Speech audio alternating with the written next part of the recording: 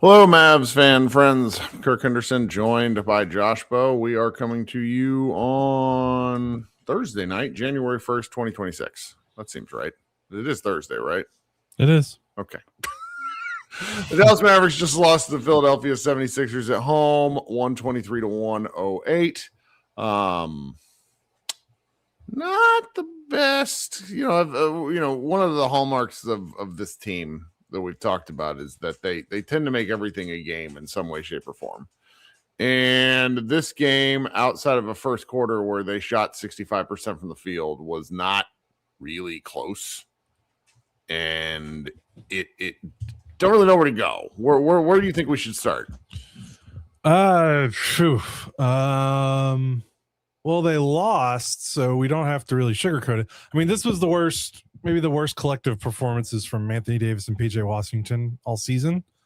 And those are their two best players outside of Cooper Flagg. And this team's already kind of behind the eight ball because, talent wise, I mean, they're 12 and 23. They're now 12 and 23. So if they want to be competitive, their best players have to play well. And Anthony Davis was awful and PJ Washington was awful. And if those two guys are bad, I don't know. They couldn't make up the difference, even though they got a good game from Brandon Williams and Max Christie made some shots and Daniel Gafford had a couple good sequences and Klay Thompson made more 2-pointers than 3-pointers for probably the first time all season. Like they were doing some stuff, the other guys, but if Anthony Davis is going to play 37 minutes and score 13 points and look like 40-year-old Dirk Nowitzki on defense, they're not gonna win. I think it's a testament to the other guys on the roster that played hard and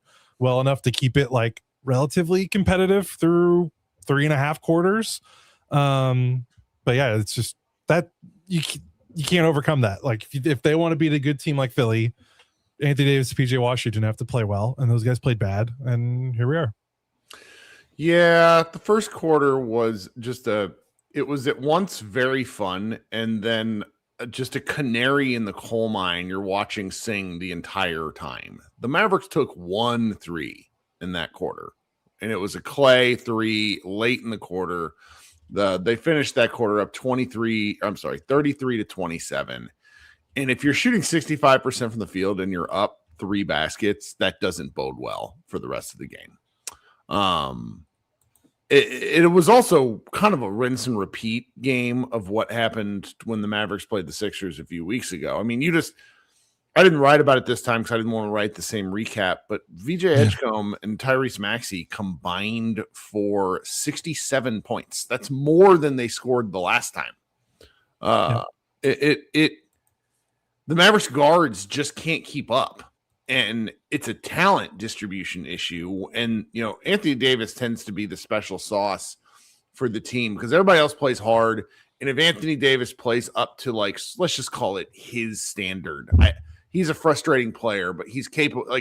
20 and 10 is sort of his baseline for a decent game, whether it's efficient or not.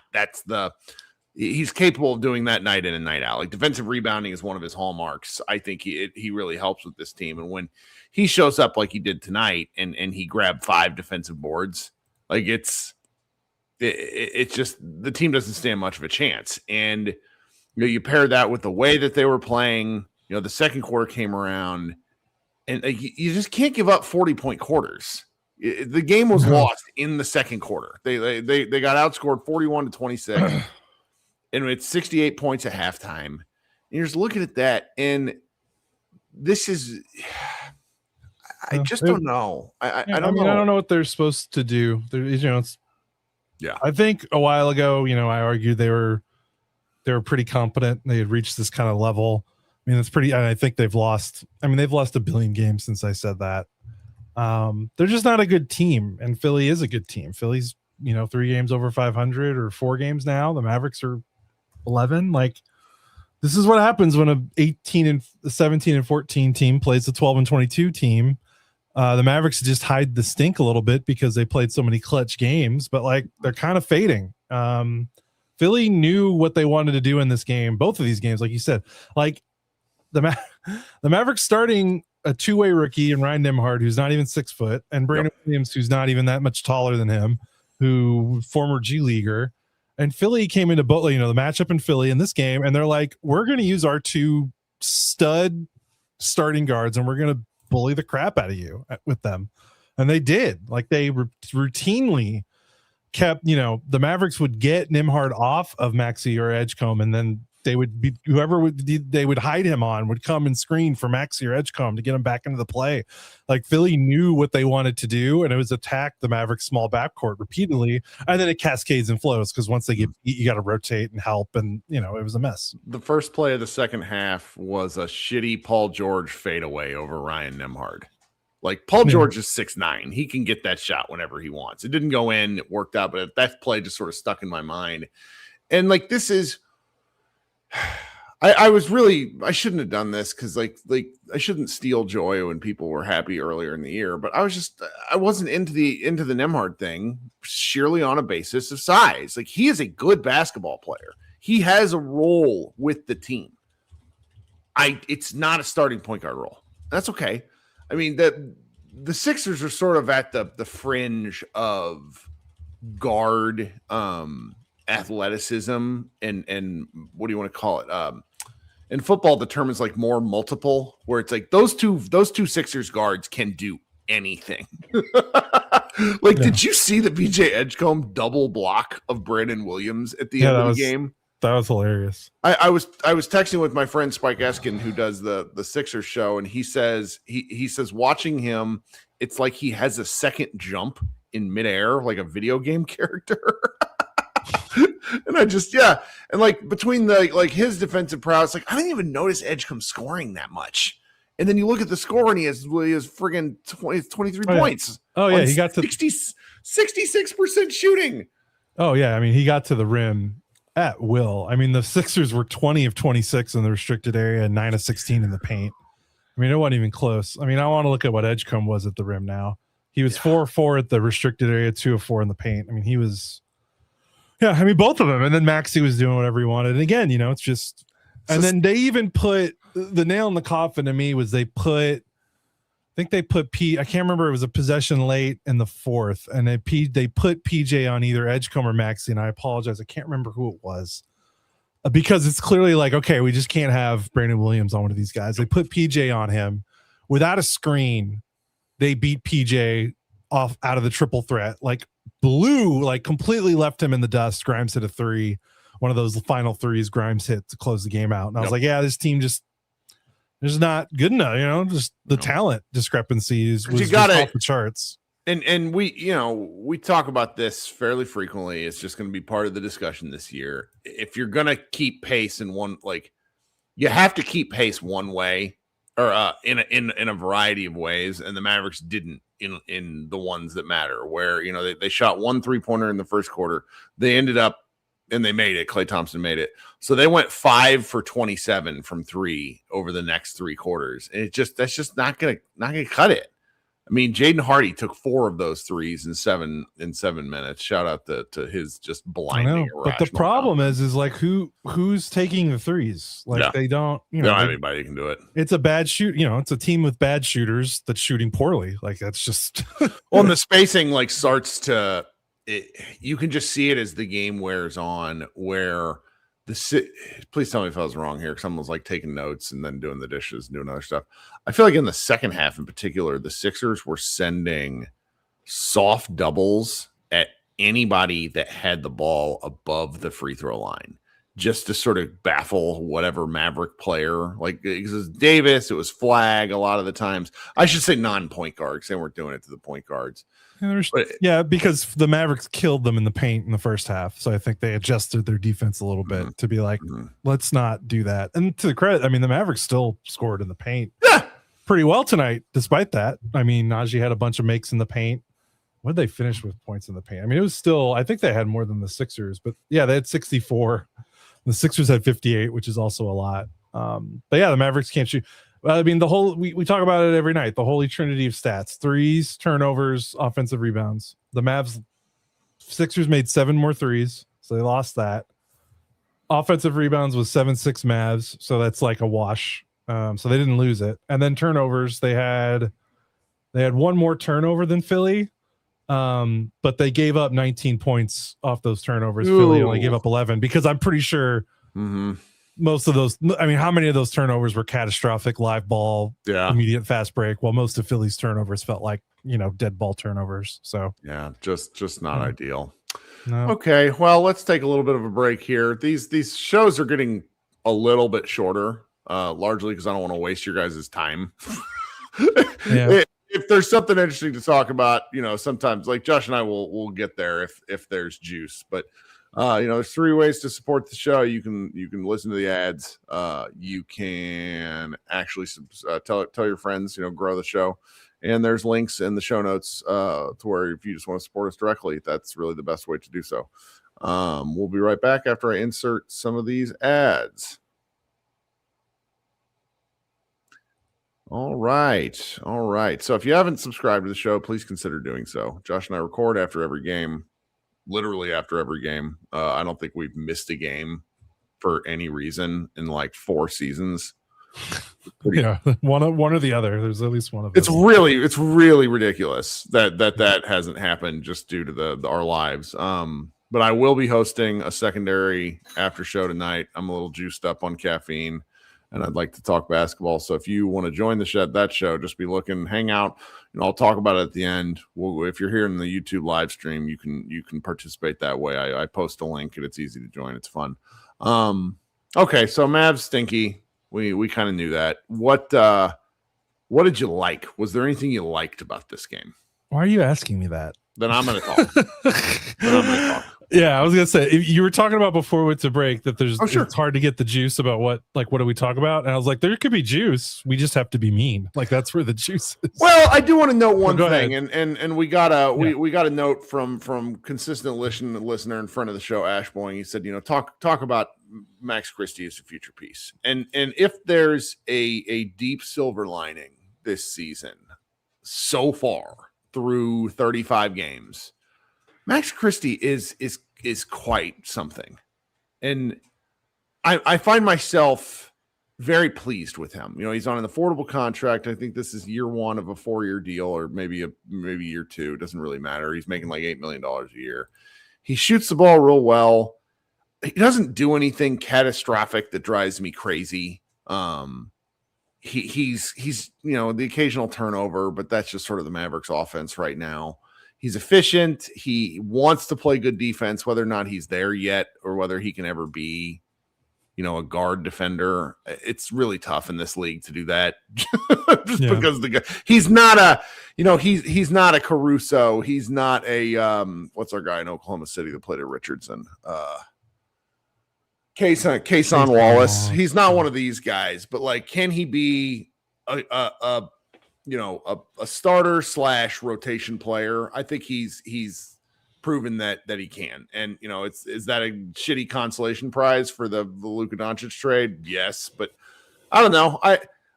I like him, and he reminds me of some of these shooting guards from yesteryear with the Mavs in like the early 2000s, of like guys that didn't do a lot, but they did stuff. And it's like your Raja Bells, your guys that were around for a season or two. And I don't know. I just thought the comment from Ash Boying was on point in a game where there wasn't much to take away. Yeah, he's good. I mean, we were wondering if last season was kind of a mirage, and like, did he set the bar too high with all those explosive scoring games right after he got traded? Mm-hmm. And he's kind of just picked right up from there. Very good shooter. Yeah, I mean, the next step for him, if he is like their starting 2 guard of the future next to Cooper, it's the defense. Like if he can level up, doesn't have to be elite, but if he can get up one more notch from where he is now, I think he could be your starter. And then if not, I mean, when they get good again, whenever the next playoff team is for this version of the Cooper Flagg Mavericks, I mean, even if he's not there, he'll still be a very quality top 7 rotation player. So I just looked it up. So he signed a 4-year deal with the player option. Last year was the first year. This is the second year. Next year would be the third year. And then 27-28 is a player option. So you assume summer of 27, he opts out and attempts to secure a better deal, just because, but that's a long time off. That's not really something to think about right now. The only other like positive thing that I enjoyed in this game is every time Cooper Flagg gets the ball and goes, I like it. Like, yeah, I'm just the Mavericks athleticism in a Mavericks uniform has not come in a package like this, and I just sort of relish it. You know, one of the frustrating things about the Luka Doncic era was he really would walk it up a ton. He didn't like it unless it was an absolute home run. Flagg just gets it, pushes, gives it up, and I just his willingness to make the right basketball play, also with just how quickly he gets downfield. I enjoy that, and it's going to be fun to watch for years to come. Yeah, I mean that was how they had the lead in the first quarter, was Cooper in transition for the most part. But yeah, I mean that was it. I could tell you want to say something now. So I do. Do you do? I thought you said you wanted to get into something. No, I'm good. Oh, okay. Well, I mean, do we need to get people mad on the internet and talk about Anthony Davis tonight? I think we have to. That was really bad. Like that was bad. Like that was very bad. Yeah. Why is he playing if he's going to look like that? That devalues him. Yeah, I was confused from the opening tip based the first possession of the game. Like if this is his first game back, missing 2 from a groin injury, why is he playing? Like because he didn't look like he wanted to play to start the game. So it's like, why just sit him out one more game if he's still feeling gimpy or if he's not all the way back? Because that it was very startling, because in a game with Joel Embiid, who has probably lost like 70% of his athleticism, it feels like, over the last 12 months. Embiid wasn't the slowest looking big man on the floor tonight. Like that's bad. I mean, guys were going through him and around him like he wasn't there. That's going to be a bad film session to look at, because he was not good. I don't understand. The more we watch him, the more confused I am by the Anthony Davis conversation. People on Twitter, x.com, will sometimes come at me and say, like, I'm devaluing Anthony Davis. Well, look, if I'm an NBA general manager and I have eyeballs, I look at this and I think, no, thank you. I don't want a part of this.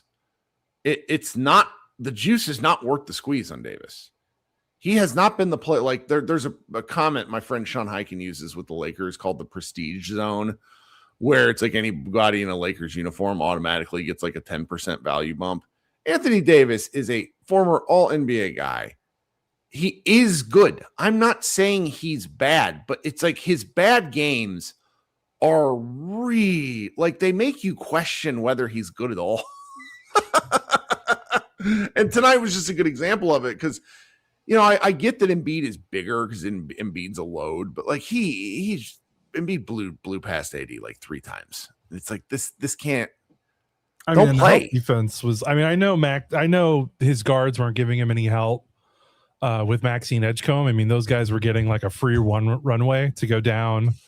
Go down to, you know, it's hard to stop a guard in the NBA, especially ones as good as Maxey and Edgecombe, when they have that kind of head of steam. Mm-hmm. So like I can't blame AD like all of it, but like you gotta feel like you didn't feel him. Like you gotta feel him at the rim, and you just didn't. Like, I mean, whether it was Embiid blown by him on face-ups or post-ups, whether it was Maxey or Edgecombe just scooting right by him and under him, like scoring right underneath his like outstretched arms.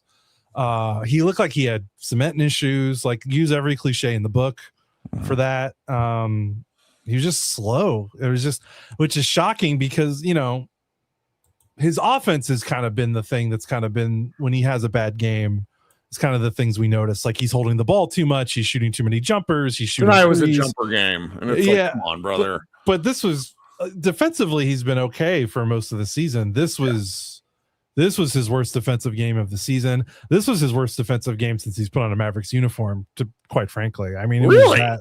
Yeah, this was bad. I mean, there was no resistance. I mean, this game could have been way worse than the score looked like if Philly was hitting a couple more threes, because Philly actually didn't shoot well from 3. No.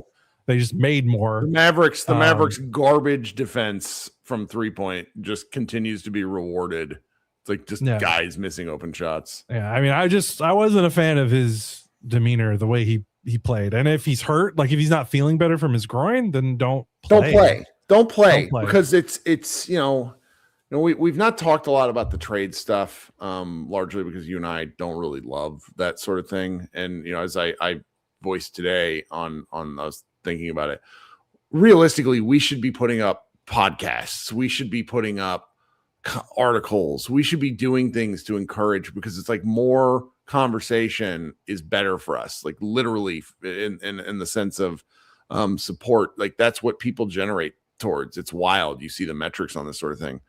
But I've never loved trade stuff, and I'm just ready to get off this Anthony Davis roller coaster. Shout out to Kendall in the chat for saying get ready to be off the roller coaster. I mean, Chris Haynes reported today that he expects Davis to be traded by the deadline, which is, you hear right now, we're really hearing a lot of contradictory stuff. Tim Cato says it's not happening. Don't know what to make of that, because Tim's never exactly been a guy that will vociferously say things about trades, which is why it kind of gives me pause.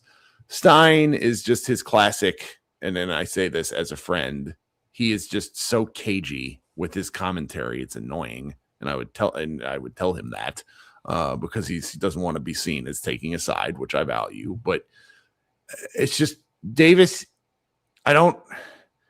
Everyone is you haven't written this yet. So I think now's the time you need to make your, like, if you want to do like make this point, if we get off and you feel like writing it tonight, I think you should, and just publish the damn thing. Do you want to make that point you've been kind of thinking about for a couple of weeks? Yeah, they have to trade Anthony Davis, and not because they need to tank, and not because they need to get like value back for him in terms of like they need picks and players. They need to trade him to like move on, and because you can't be this expensive and this bad. Like, people keep saying you can't trade Anthony Davis because of the value. You're not going to get proper value back. He's a top 15 player when healthy. You can't just give him up for nothing. When people don't understand that what you're getting back, the value of the trade with him is you're getting back cap relief and organizational clarity on how to build and move forward. Mm-hmm. The Mavericks are the 5th most expensive team in the NBA, and they're 12-23. Are there? I wonder how many other losing teams are there? I'm looking right now. It's the Clippers are the only only other team in the top 10 in payroll. Did you see that have a losing record? Since the Clippers fired Chris Paul, they've gone on like a mini run. Yeah. By the way, the Clippers might have a better record than the Mavericks in a week. Yep. So like they might have. I mean, they still right now they have the most losses. They have the highest salary with the most losses. Ratio there.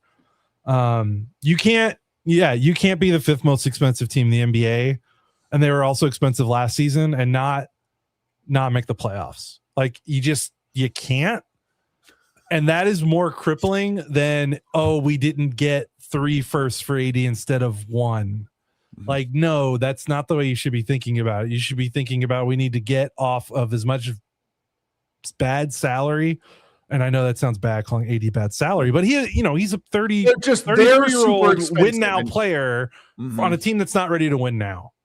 So and that's not AD's fault necessarily. So yeah, I mean, you could make the argument, people were wondering, well, do you have to trade AD? Can you trade Gafford and Clay and like the other veterans and move it? And I'm like, yeah, I guess, but I don't know.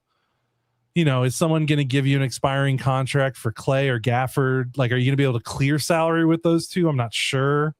I mean, the overarching problem of being a part of one of the worst, and if not the worst trade in professional basketball history, is everything attached to that trade also sucks. Like you're in a lose-lose situation. And for me, I don't want to talk about Anthony Davis anymore. I don't like every statement I make coming with the caveat of I understand he's a top 75 NBA player, because I haven't liked watching him in 10 years. He didn't even play center that much when they won the fucking title. Like I mean, he did, but that's what I meant to say. He did play center when they won the title, which is he doesn't even understand that. I just want to be done with the situation and on to the next thing, because we got lucky with Cooper Flagg, or if you're a conspiracy theorist, it was handed to us. Let's get to the next thing. The next thing might not be very fun. I'm not saying it's going to be fun. There's no promise of that, but it's different than this, which is like, feels like a long breakup. It's awful. Yeah, long breakup. That is a good way to put it. But yeah, and then some people were like well, why do you want to save the owner's money?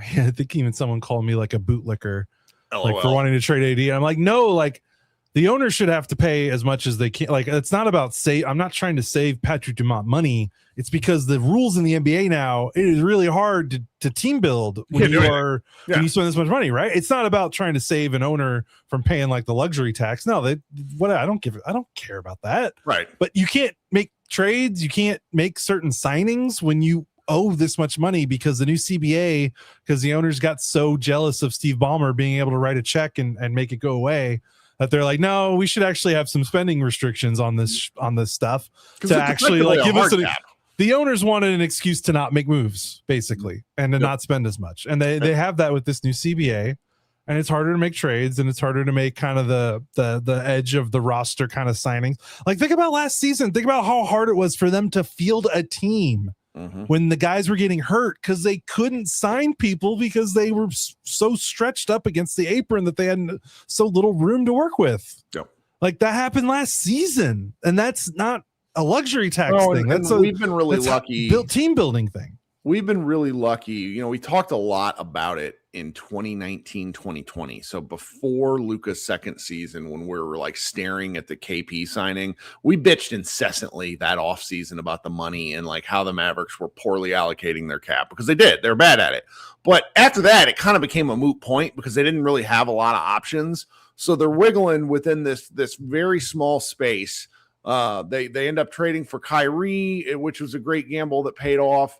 And then all the other gambles that they made in the next offseason, it put them in a narrow path. One of the things we've mentioned is that even if they hadn't have traded Luka, we would be having this discussion now if the Mavericks weren't very good.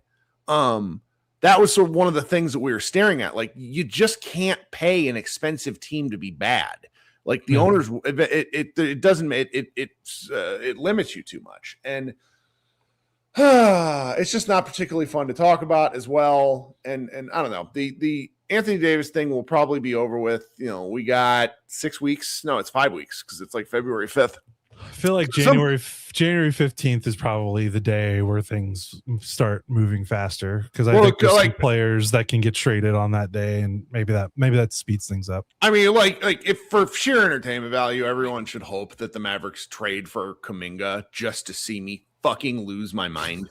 I'm not joking when I say that would be a good trade. You think so because of the money? I think it's for the terrible money, because he's a vibes killer, and also it's like if he thinks if Kuminga thinks that Steve Kerr is mean, what is Jason Kidd going to do to him? Like, I don't know. There's some I will say this. When it comes to the trade chatter, there are things out there in a way that I was not able to predict. And granted, again, I say I'm not good at this, so it's fine. But it's to know that there's some there is interesting to me. So Kirk's Kuminga corner would be a fun segment. Sorry. I certainly hope the GMs of Golden State and Atlanta were not watching this game tonight, though, because I'm dead. Like, that's enough to make you be like, oh, like, well, Zachary Ricochet is pretty good, guys. Like, when you watch the best teams in a given year, it really puts into sharp focus how far away certain teams are. And that includes the Dallas Mavericks. Like, you watch the Thunder, you watch the Spurs. And I remember coming into the year, so many people are, the Mavs have a nice squad. And you and I are both kind of casually hedging. We're like, all right, we think they might win 40 games, which wasn't, we weren't getting killed for that or anything, but it's kind of hiding our actual take. We were thinking the Mavericks were going to be pretty bad. And lo and behold, they've been pretty bad. Now they've been bad in ways that I wasn't actually correct about, but you know, it's just, you watch a team like the San Antonio Spurs, the way they beat the Knicks last night, where they just keep coming in ways with guards that we don't have and won't have. So it's a perimeter dominated league, and the Mavericks don't have, I know, Kyrie will come back, but you know, that's the age timeline. The Golden State just showed the 2 timeline stuff usually doesn't work. Nope. So you gotta pick a lane and commit to it, and you can't straddle the line, because then you end up half-assing your future and your present. I think that's right. So you got to pick one. I think that's right. Okay, so let's let you get on with your evening. You can do some editing for stuff at Mavs Moneyball. We have a piece coming tomorrow that's going to cause some discussion for anybody who reads it, is what I will say. Turned in by Meta, who is going to be, I think it's her last piece for like 2 weeks. She told me she had to take a trip, so it's like, this is a nice one to leave the people angry with you about. All right, so I'm gonna change over to our other show. Those of you that want to join, be on the lookout for that link. We're going to let Josh go do some other stuff. I need to go figure out how to turn off my television and get back within the minute that I have here when I put on the music. Everybody, thanks so much. We will be back Saturday night. Saturday night? Yes, Saturday. They play the Houston Rockets. Oh shit. Okay. God, another home game. Yeah. I just keep one last thought. The Mavericks have played more games than almost all the other teams. More home games than almost all it's so teams. Weird. They played 3 more games than the Sixers. Okay. We'll be back Saturday. Everybody have a good night. Go Mavs.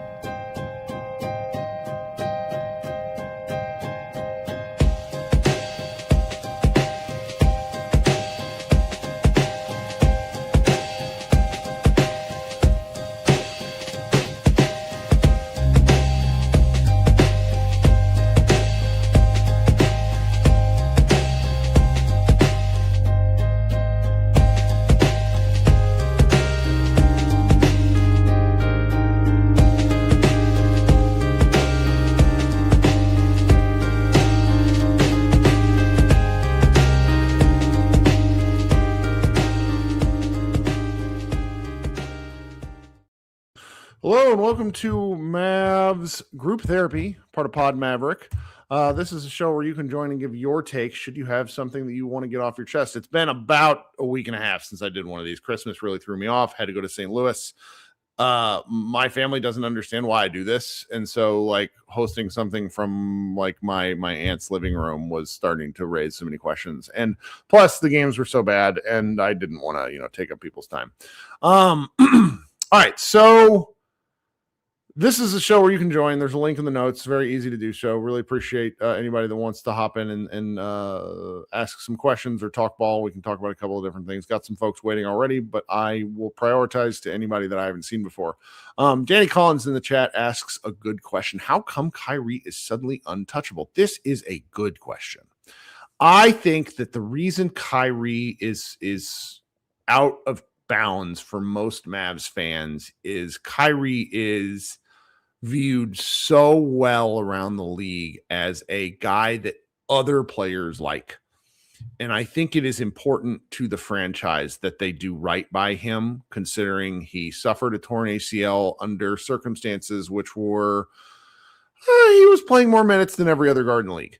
And then there's the fact that he probably could have demanded a max both times and has taken a little less money both times that he signed deals in Dallas. And so I think it's sort of in their best interest to do right by him. And then he also hasn't expressed any interest in wanting to go anywhere yet. I think that's what's so interesting to me is we've not heard about any players expressing any desire of getting out of this situation. Klay Thompson, Anthony Davis, Kyrie too. It's, it's just sort of an interesting thing to me that we've not heard that guys would be open to going places. Because like the one thing I think we all agree on is that the Mavericks do have talent on the roster. This is not a Charlotte Bobcats situation from a decade ago. This is a very good question though, Danny. I thank you. All right, coming up first is Patrick. Patrick, how we doing, buddy?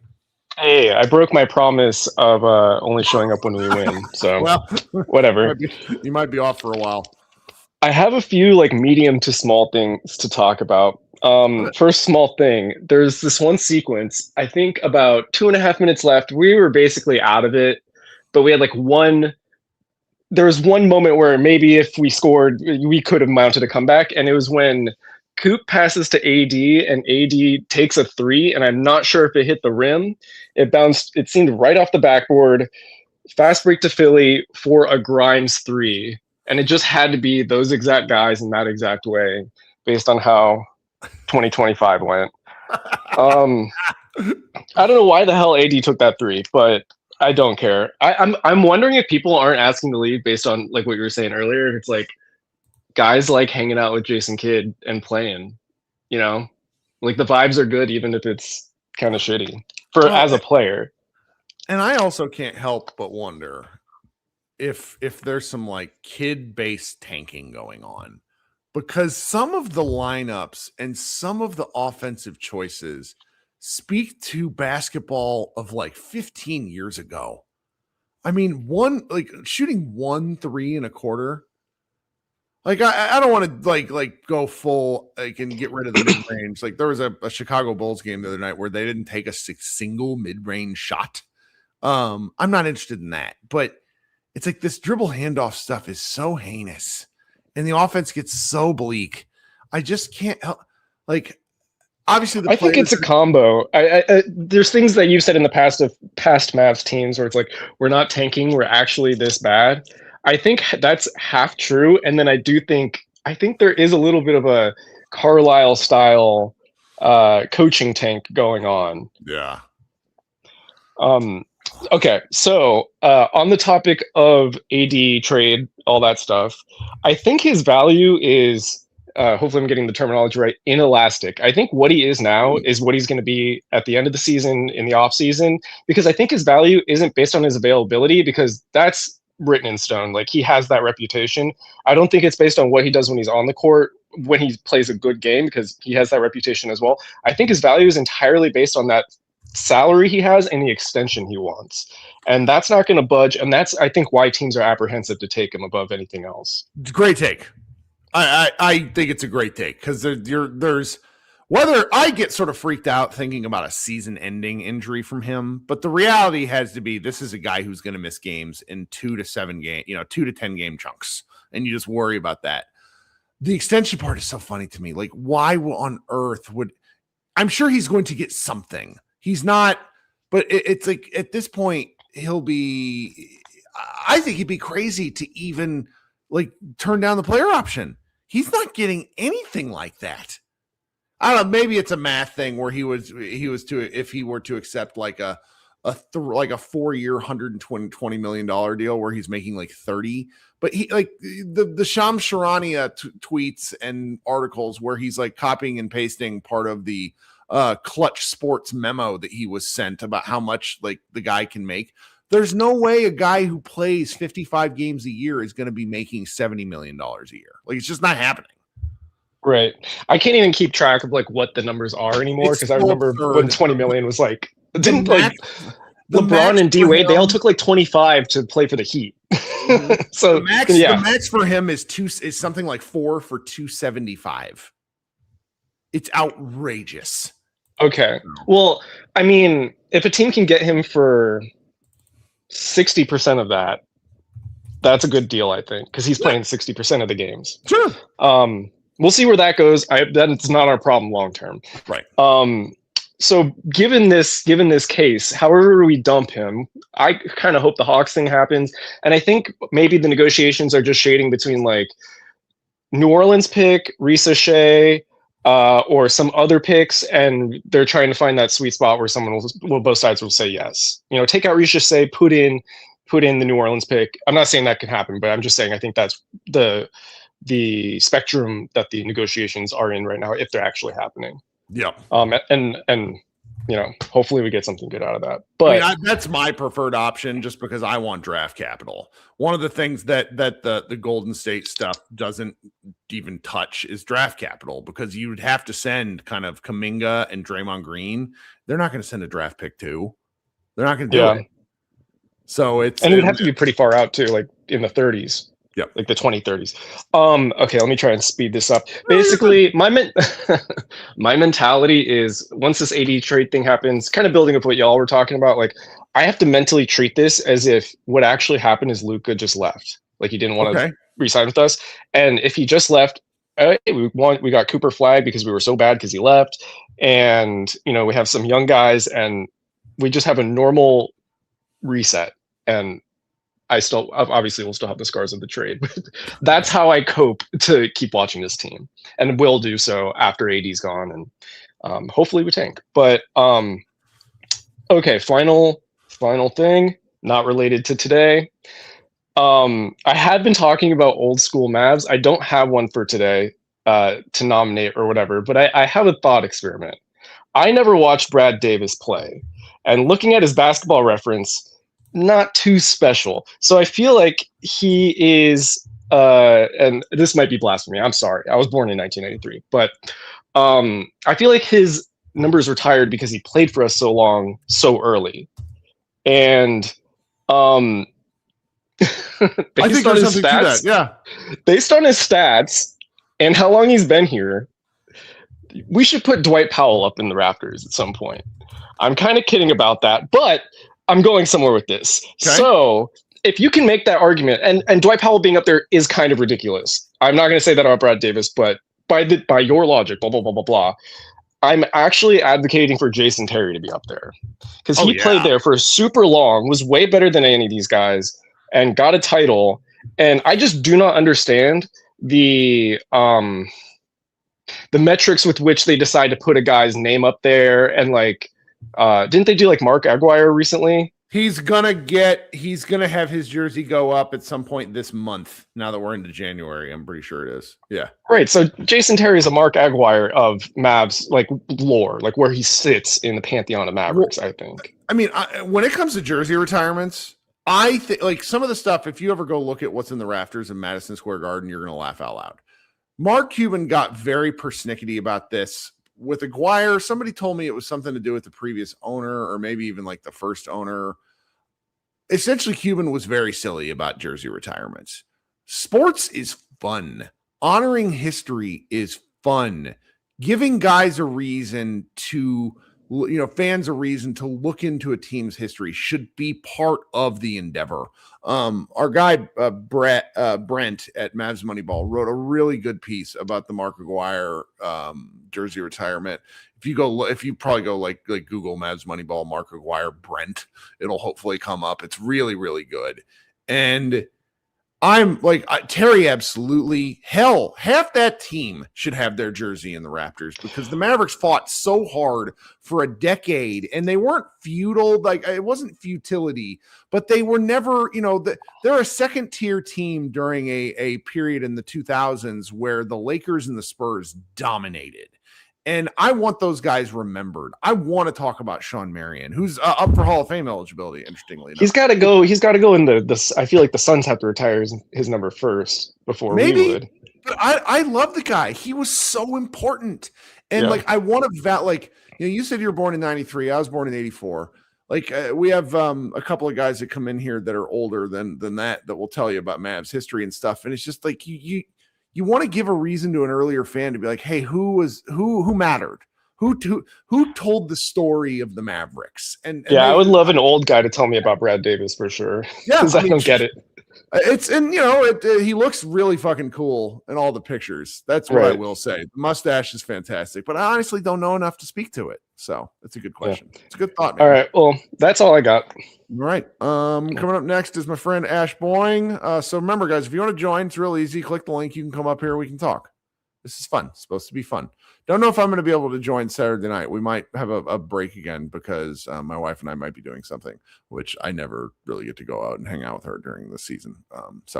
Okay. Welcome to the show. What's going on tonight, buddy? Well, funny story. I worked with Scott Adebayo, who was Richie Adebayo's son, in a club in North Dallas in the late 80s. So we would always have Mavericks. We'd always have the Spanarkel, Brad Davis, Mike Azzolino guys come in and talk to Scott and stuff like that. So kind of fun. Regardless, tonight The reason I asked about Max Christie as a piece, I don't like the way Kidd uses him. Okay, let's talk about that. Why? Well, he needs to be shooting. Now he shot more tonight, but you look at like his December numbers. He's shooting 6.9 shots a game in December. And he had that stretch, that 3 or 4 game stretch where Kidd just hardly even used him. And so, I don't know if he was like sick or injured or in the doghouse or what, but I some of Kidd's decisions on player usage just baffle me. I can see that. I mean, that's where it's like I have to be careful because I don't want to say something that's like going to get me in trouble, but you just have to wonder if the organization has already pivoted to the tanking mode because they've lost a lot of games. Like, when was the last? So they beat. Let's go back here and look. I mean, going back to they snuck out that Pistons win, and that was sort of they beat the Nuggets and the same thing where it's just like they're getting thumped, man. They keep playing tough, but I think I'm heading back to the Josh side that he mentioned earlier tonight, where it's just like they're playing hard is starting to wear off as an asset because teams are just like, I think more and more teams are ready for it. And then they're not catching the Mavericks aren't catching them by surprise. Well, and you remarked upon that about 2 weeks ago when you were like, I don't understand why these really good teams just decide, we're not going to play hard tonight because it's the Mavericks and we should win. I think they are getting a reputation around the league is okay. These guys are going to battle you, and if you don't play hard, you're going to have a problem. Mm-hmm. And it just keeps happening that way now. I don't know why. And Philadelphia, to their credit, both times they played the Mavericks, they've come in with a game plan and executed their game plan. They played hard and they put their foot in the Mavericks' throat and they didn't let up and so that's the way Philadelphia plays, and Nick Nurse is a really good coach, and that's kind of how his teams are going to play smart. But it seems like other teams just decide, we can kind of pussyfoot around this one and win, and obviously they can because they do, but I just don't understand why they do that. I mean, I don't understand why you wouldn't just come in, put your foot on the team's throat, and then just rest your starters for 24 minutes. But that's just me. So I get it. It's just sort of an odd situation because you look ahead to the schedule, and schedule watching can sometimes be for naught. I really earnestly thought the Mavericks were going to beat the Sixers because I've watched a couple of Sixers games, and Embiid hasn't looked very good, and he looked good tonight. Tell you that much. Paul George. Paul George is such a. I think the thing with him, which is so frustrating to people, is that like his floor and ceiling are both way reduced from where he used to be. But at this point, he's a functional rotation wing. And when you have two like thunder dunking and like lightning quick guards, he's just going to eat because all he has to do is like make the easy play. Yeah, but what I'm saying is that he can, compared to AD tonight, he looked athletic in the lane. He had a couple of followaways over AD that I thought, he looks like Paul George of yesteryear. Well, no, he doesn't. AD just looks like Joel Embiid of earlier this year. I thought sometimes, like when I watch games by myself and don't check my Twitter feed, I sometimes am like, am I crazy about being this mean about Anthony Davis? And then it's just you watch these games, and I don't know if you've looked at his shot chart tonight. He doesn't have he has 5 makes outside of like 5 attempts outside of like 10 feet, and they're all misses. It's just like, he loves these weird ISOs, and I don't get it. He's not good at them. No, he's not. And, but I will also tell you that every single time this season that you guys have had something to say about him in the show, the very next night or the very next game, you had to kind of come in and go, oh, AD played really well tonight. Now we can kind of see, we got the top 15 AD tonight. You know the game he's going to play awesome. This is just going to piss me off. He's going to play awesome in that 10 p.m. game on Tuesday. They play at 10 p.m. in Sacramento, and it must be one of these NBC games or Prime games or something, because it's 10 p.m. our time when it starts. It's just heinous. Well, and I've heard that Sacramento may be trying to get in on a three-way with AD, by the way. So I'm going to be curious. Like, there's absolutely smoke in the water. I don't think Cato is correct. I think the Mavericks move him. But what happens when and where, I have zero predictions. I don't love Kuminga. I would deal with Kuminga. No. I do not like Kuminga at all. And I would caution that if Kuminga is going to be in a deal, the Mavs need to maybe pull Chicago or Sacramento in, who have wanted Kuminga for a while, and see if they can get an extra pick out of that. Well, I kind of chit chat with some of these national guys every now and again, and one told me that there's as many as 8 teams that have inquired as to Kuminga. So the interest is there. I just look at these teams and being like, all Kerr wants.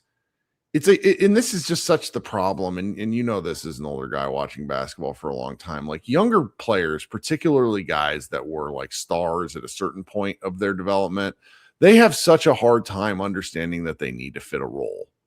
Like Jonathan Sharks talked about this at length, where he's like, what 27-year-old wants to be a role player? And like Michael Porter Jr. comes to mind, which is like, he's having a time of his life, just gunning shots because he's also got his title already.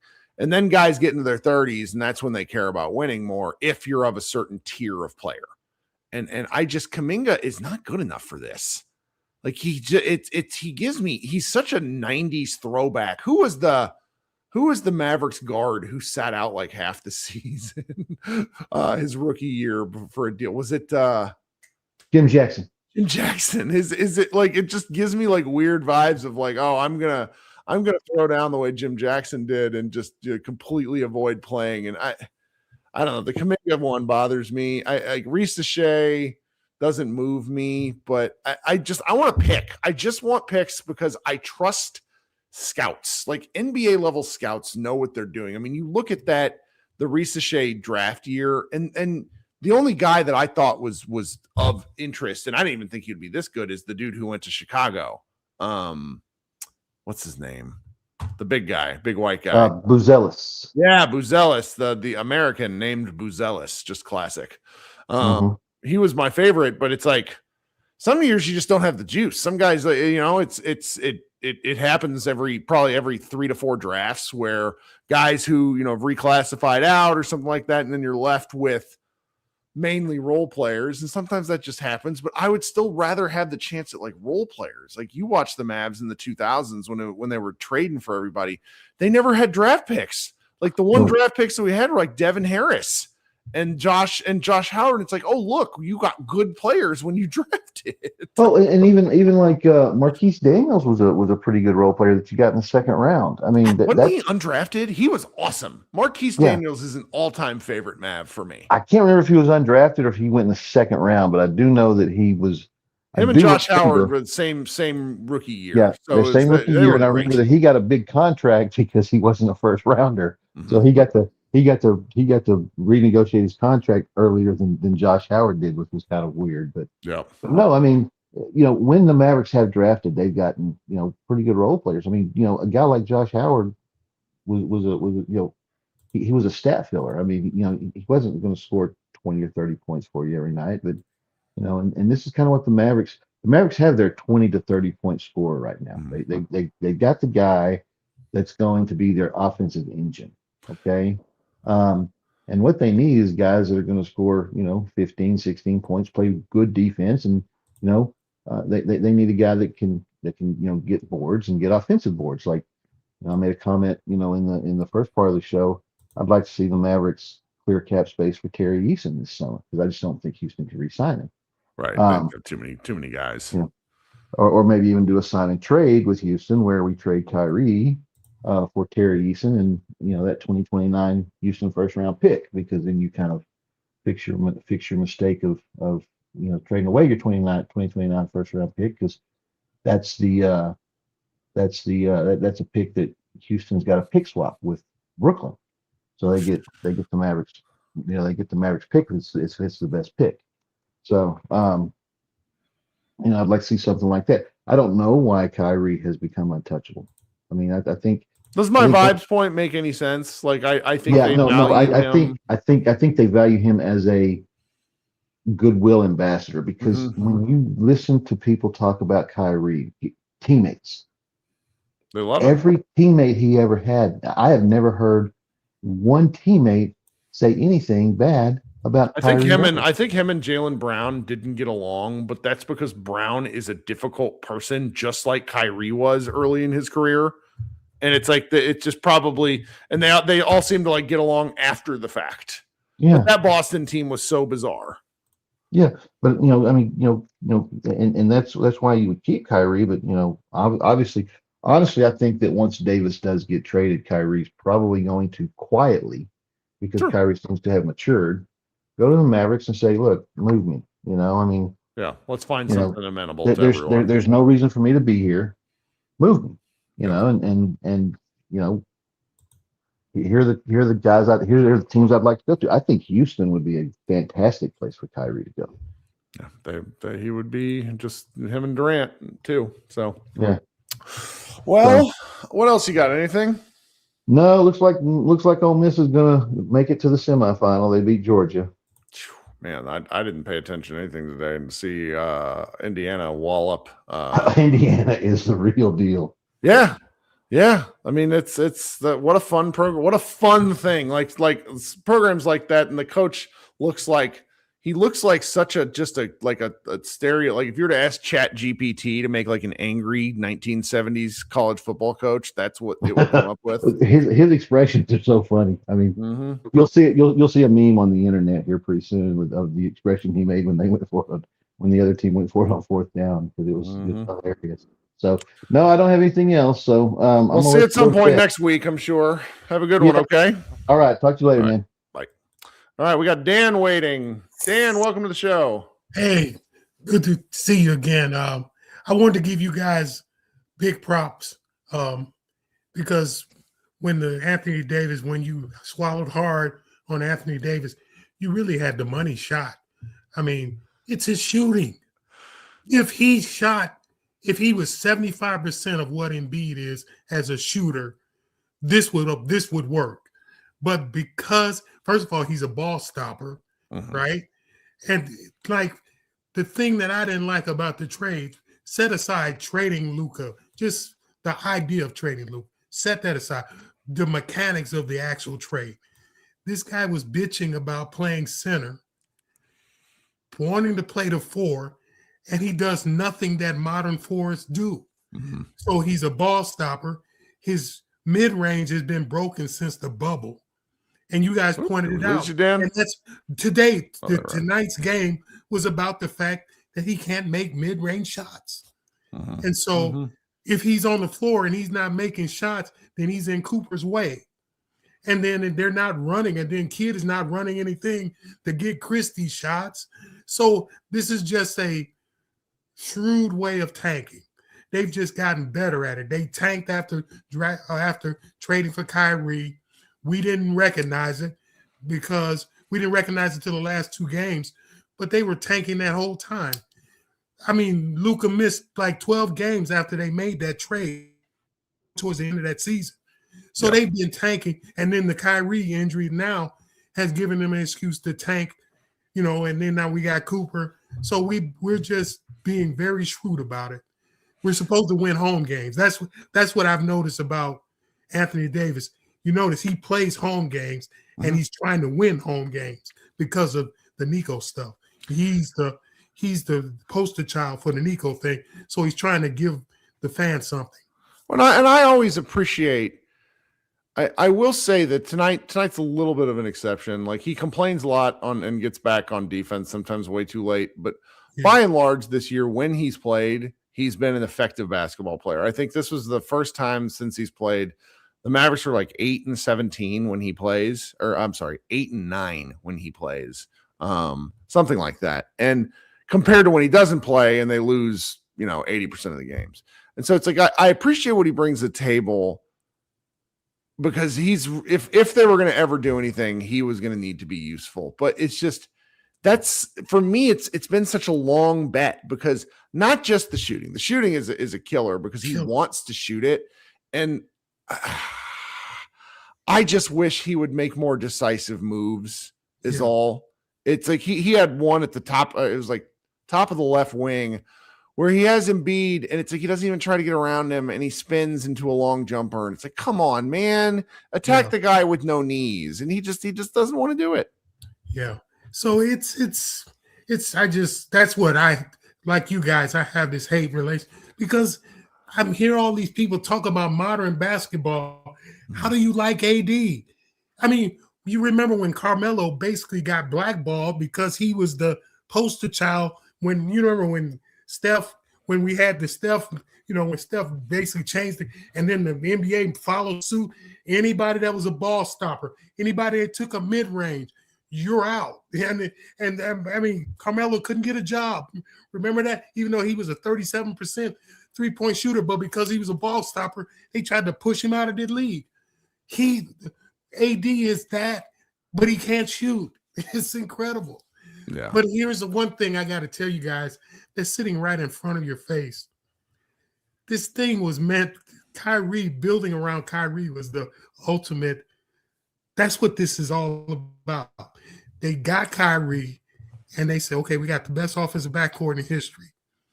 One guy, we paid this guy $315 million, and then we got to pay the other guy $50 million.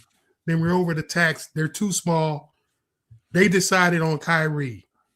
That's what this is. And then they said, well, let's trade that guy and then go for the lottery, which is what they're trying to do again with AD. Trade AD at the deadline for a chance at the lottery. So I think that's why all of a sudden Kyrie is suddenly untouchable, because that's what this whole thing is supposed to be built around. Well, so you remember when they traded Luka? I don't know if you saw any of these video clips, but there were all these clips around the league the next day of like superstars at games talking to each other about the trade. Yes. And I think that this is one of the real reasons I think they had to get rid of Nico Harrison, is I think Nico burned almost all of like a decade and a half worth of goodwill that he had built up by doing that trade. Absolutely. Because the whole existence, the whole reason you hire Nico is to be pro player. That means you don't make moves. Like right now, Giannis and Milwaukee are in a staring contest because Giannis doesn't want to say, I want to leave, and Milwaukee doesn't want to trade him without his acquiescence. You know what I'm saying? If he would acquiesce, they would trade him. But they know for future, goodwill with the future free agents, you don't trade stars without their input. So that's why, like you said, Nico had to go.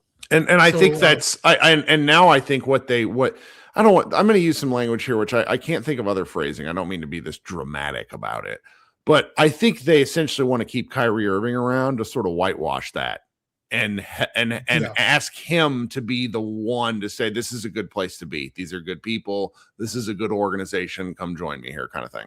I didn't catch that. That's a good catch, because he is one of the most popular players amongst players in the NBA and the most respected.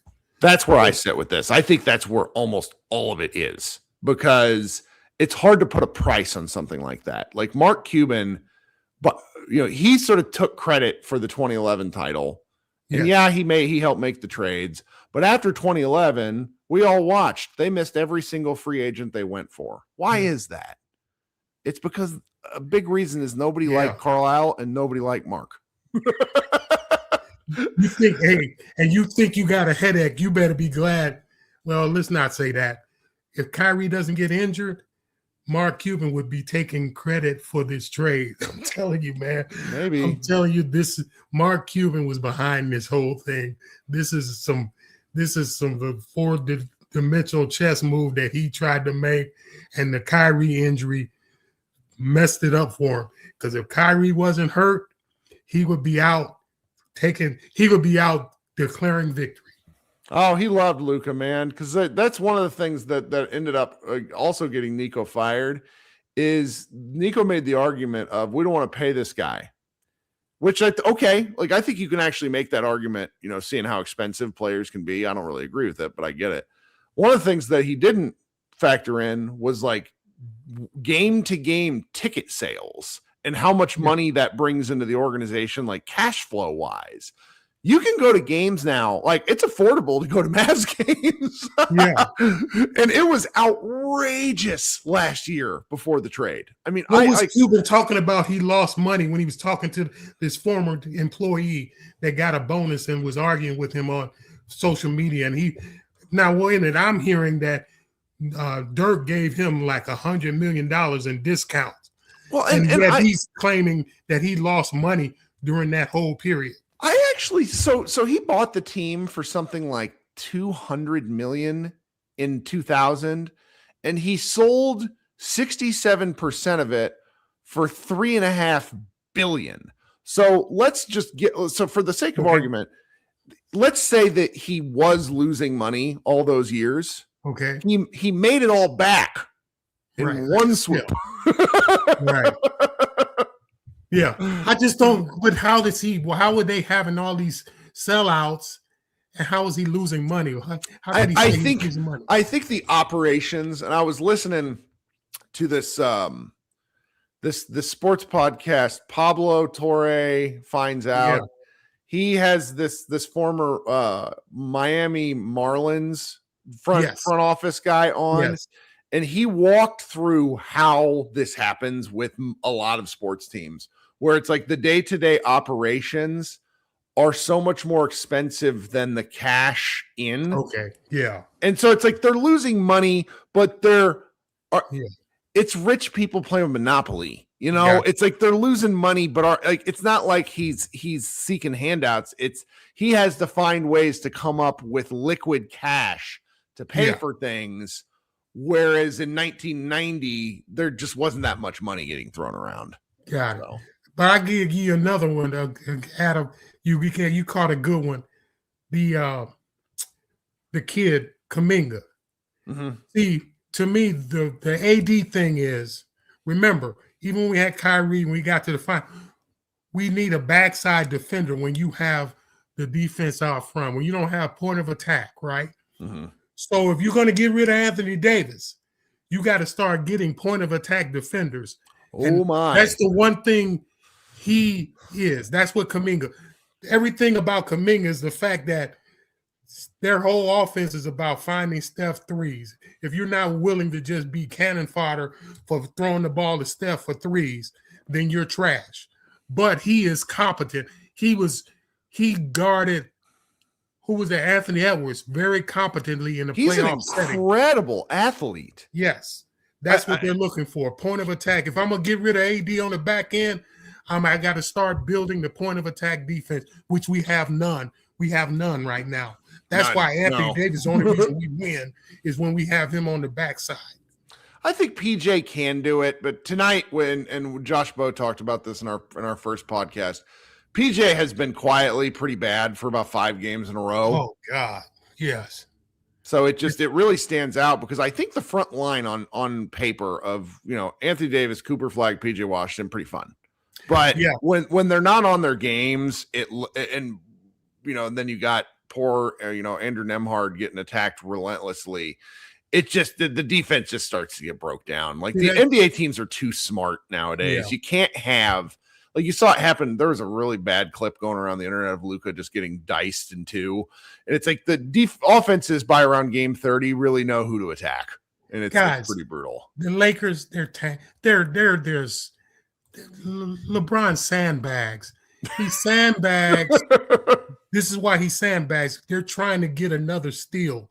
They're trying to get like one of the New Orleans wings. They're trying to get somebody to take their trash for like trade. What's the guy in New Orleans? The 2 wings. One of them's a great defender. The other one's a great 3-point shooter. Mm-hmm. They're trying to get the NBA to leverage them into something like that. So if it looks like LeBron's not going to make the playoffs, then all of a sudden they're trading Rui Hachimura. That's for right. One of those wings from New Orleans, and we're like, how is this happening again? So they got to be careful because once you get Luka, I mean, you're burned forever. You can't be pulling that kind of stuff again. So they're good. Remember, they held Jokic to 7 points on his home court last year with basically the same guys, with LeBron leading it. No AD. So until LeBron's dead, I don't count it out. I just think he's leveraging the league. I'm telling you, that's how he got the Luka trade. Leverage. He wanted to get rid. That's the one thing I hate the most about the Luka trade.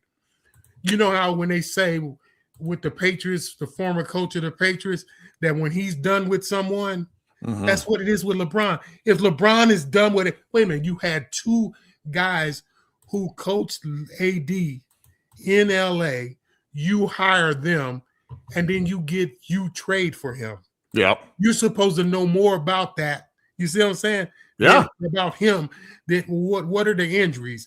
Is that him just biding his time? Have you noticed an example? Have you watched the Clippers? Only the games they played the Mavs. Look at this. The Kawhi Leonard that was in Toronto has just shown back up. Just like looks that. Great. But I'm saying he hasn't shown up. What has that been? He has not been a shutdown defender. He has not been a full court. You know what I mean? He has not been that guy. And all of a sudden that guy shows back up. What I'm saying is the two executives you hired from LA were supposed to tell you that if AD is just lazying around or is there something in there? I mean, you know what I mean? He hasn't been the same since the bubble. Yeah. What is that? Is that really him being degraded, or is that just him just lazying around cashing checks? You know what I mean? That's what we hire people like Nico to know. Yeah. About the players. Well, all right. Well, hey, it's been fun. Thank you for joining. Yeah, thank you. Have all a good talk soon. Good night. You too, Dan. Bye. All right, guys, it's fun. We'll do it again soon. I don't think Saturday because I'm going to go out on a date with my wife. But probably, I don't know. We have lots of games in January. There are very few back-to-backs, though, which makes doing these a little more appealing for me. Thanks so much for hanging out. This has been Pod Mavericks Presents Group Therapy. Have a good night, guys. Go Mavs.